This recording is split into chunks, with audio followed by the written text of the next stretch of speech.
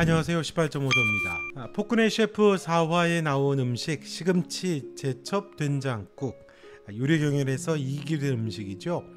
놀랍게도 이 일에서 왕이 칼을 내려놓는 일이 나오게 됩니다. 이거 아주 중요한 표현하거든요. 요리 경연에서 이긴 왕이 작두로 대령해서 두 요리사의 팔을 자르려고 하죠. 아마 지영이 아니었으면 진짜로 잘났겠죠. 칼에 치켜둔 왕의 눈에는 분노가 가득했습니다. 자신이 아끼던 사람이 또다시 죽음의 문턱에 내몰릴 뻔했거든요. 그게 이번엔 지영이었죠. 왜 왕이 그토록 화가 났는지를 이해해야 합니다. 요리 경연에서 진 두 요리사의 팔을 베라고 명령한 건 단순히 약조 때문만은 아니죠. 왕 이연에게는 소중한 사람을 지키지 못했다라고 하는 깊은 상처가 있거든요. 어머니를 잃었고 이제 또 자기 사람 지연까지 위험에 빠뜨릴 뻔했습니다. 팔을 자르는 건 요리사에게 죽음과도 다름없는 처벌이죠. 왕의 분노는 내가 소중하게 생각하는 것들에 계속 위협받고 있다라고 하는 어떤 분노, 절망에서 나왔다고 봐야 되겠죠. 바로 그때 지영이 막아섭니다. 달아오르는 왕의 폭정의 엔진 하나가 꺼진 순간입니다. 자, 이날 경연의 메뉴들을 보면 참 극적이죠. 한쪽에는 연포탕과 어만두 같은 화려한 궁중 요리들이 있었고요. 권력과 부의 상징이죠. 값비싼 재료와 복잡한 기법으로 만든 요리들이었습니다. 그런데 지영이 내놓은 건 시금치 제첩 된장국입니다. 그야말로 평범한 일상의 맛이었죠. 제첩은 섬진강과 낙동강 주변의 가난한 강가 사람들이 먹는 가장 평범한 식재료였습니다. 화려함과는 거리가 먼 아주 서민적인 재료였죠. 하지만 바로 이 검소함이 진짜 마음을 전달하는 열쇠가 됩니다. 우리도 그러죠. 친구에게 진심을 전하고 싶을 때 비싼 선물보다는 정성스럽게 쓴 손편지 한 장이 더 마음으로 움직일 때가 있습니다. 기억에 더욱 오래 남는 건 어머니나 할머니가 평범하게 만들어줬던 음식이기도 하잖아요. 보호받고 사랑받았던 그 기억 때문이죠. 음식이라는 게 화려한 맛으로만 먹는 건 아니거든요. 누구와 먹느냐, 어떤 상황에서 먹느냐가 더 중요하죠. 그걸 먹던 시절 그 상황과 기억을 소환하기 때문이죠. 대왕대비가 눈물을 흘린 건 단순히 맛이 있어서가 아닐 겁니다. 어머니에 대한 기억 때문이죠. 어린 시절의 엄마는 돌봄과 사랑 그 자체였거든요. 낯선 궁에 들어가게 되는 어린 대왕대비로서는 마지막에 먹던 엄마가 해준 따뜻한 식사가 사랑을 기억하게 만들었겠죠. 원래 효 이야기를 꺼냈던 게 대왕대비의 노련한 책망이었습니다.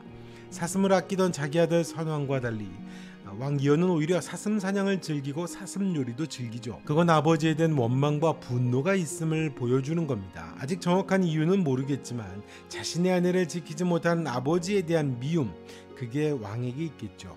대왕대비는 그런 왕 이연을 은근히 디스하려고 했던 거죠.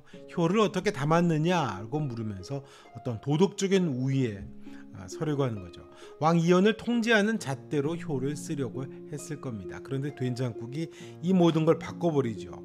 지영의 된장국을 먹고 나서는 이 음식에는 효가 담겨 있다고 대왕대비가 스스로 인정을 합니다. 자신이 무언가를 돌이키고 자인했거든요. 효를 물어서 꾸짖으려고 했더니 되려 나에게 효를 묻는 음식이라고 그렇게 말을 합니다. 알듯 말듯한 말이긴 하죠. 이미 권례에서 최고 어른이 대왕대비인데 효를 묻는다고 합니다. 효를 받아야만 할 대상일 뿐인데 말이죠. 그건 대왕대비가 원래 왕을 혼내려고 효라는 주제를 던졌던 건데 지영이 내놓은 국을 먹으니까 오히려 자기 마음속 깊이 묻어둔 효를 자기 자신이 먼저 느끼게 된 거죠. 남을 꾸짖으려고 했는데 되레 내가 부끄러워졌다는 그런 상황인 거죠. 자신도 어릴 때 어머니와 생이별하고 궁에 들어왔죠. 그 직전에 엄마가 해준 음식인 제첩 된장국은 대왕대비가 평생 붙잡지 못한 효에 대한 기억이었던 겁니다. 겉으로는 훈계하지만 속에는 자기 안에서 채우지 못한 효가 숨어 있는 걸 대왕대비가 알게 된 거죠. 어머니에 대한 그리움 같은 거죠. 어머니에 대한 그리움을 소환한 된장국은 어머니가 살아계실 때 다하지 못했던 효에 대한 어떤 죄책감 같은 것으로 이어진 거죠. 자식은 부모님이 안 계시면 살아계실 때 더 잘할 걸 그러면서 후회하잖아요. 그런 마음이 몰려온 거죠. 대왕대비가 한 효의 이야기는 왕을 누르려고 했던 권력의 언어였지만 어머니의 기억을 소환하는 가장 인간적이고 따뜻했던 제첩 된장국 앞에서 자기 과거와 연결이 돼버린 겁니다. 그게 양심의 떨림이 된 거죠. 음식이 이 드라마에서 갖고 있는 놀라운 기능을 설명한 겁니다. 그래서 왕은 할머니를 보고 어릴 적 기억이 떠올라 자비로운, 아주 낯설어 보이는 자애로운 모습을 보이는 것 같다고 그렇게 비꼬듯이 말이죠. 그건 사실 진짜였거든요. 평소 냉정하고 위험 있던 대왕대비가 갑자기 한 사람의 딸로 돌아간 모습을 본 겁니다. 뭐 때문에요? 요리 때문에, 음식 때문에요. 다시 한번 음식이 갖고 있는 중요한 역할이 드러나는 거죠. 음식은 참 따뜻하죠. 특히 어려서 누군가의 보호 아래 있을 때 먹던 음식은 화려함과 상관없이 사랑받고 있다는 증거입니다. 소중한 기억이죠. 음식은 기억의 그런 스위치 역할을 하고 있습니다. 왕에게는 죽은 엄마의 따뜻한 품이고 이미 할머니인 대왕대비에게도 잊고 있던 어머니와의 마지막으로 나눴던 그리움을 소환하고 딸로서 효를 생각하게 하는 게 바로 음식이었습니다. 지영의 제첩 된장국은 그걸 대왕대비 자신에게 되돌려준 거죠. 남을 꾸짖던 자가 자기 안에 빈 자리를 들여다보게 된 겁니다. 되게 철학적이죠. 그래서 효를 되물었다고 한 겁니다. 음식의 권력을 해체하고 사랑받았던 따뜻한 기억을 소환하면서 인간을 드러내는 장치가 된 겁니다. 음식은 폭력과 통제의 회로를 끊고 사람을 사람답게 회복을 시키는 그런 매개체가 된 거죠. 음식이라는 게 단순히 먹어서 배로 가는 게 아니라 기억을 거쳐서 마음속 가장 깊은 곳까지 닿는 장치가 될 수 있는 겁니다. 그 중요한 변화가 일어나고 있는 사람이 바로 왕 이연입니다. 자신도 모르게 변하고 있거든요. 두 요리사는 자신이 의심하는 수건과 대왕대비 라인이었죠. 그 사람들로 인해서 지영의 팔이 잘릴 수 있는 아주 위험한 경연이 펼쳐졌던 거거든요. 지영은 이미 왕 이연에게는 소중한 존재죠. 자신의 목숨도 구해주었고 진심 어린 요리로 마음을 어루만져준 사람이었고 엄마를 잃어버렸던 것처럼 소중하게 생각하는 사람을 또 잃을 수 있는 그런 상황이었습니다. 그래서 두 요리사의 팔을 베라고 했던 거죠. 분명히 평소였으면 바로 처벌을 했을 수 있습니다. 폭군의 이미지니까요. 그런데 피를 보지 않습니다. 전환이 되죠.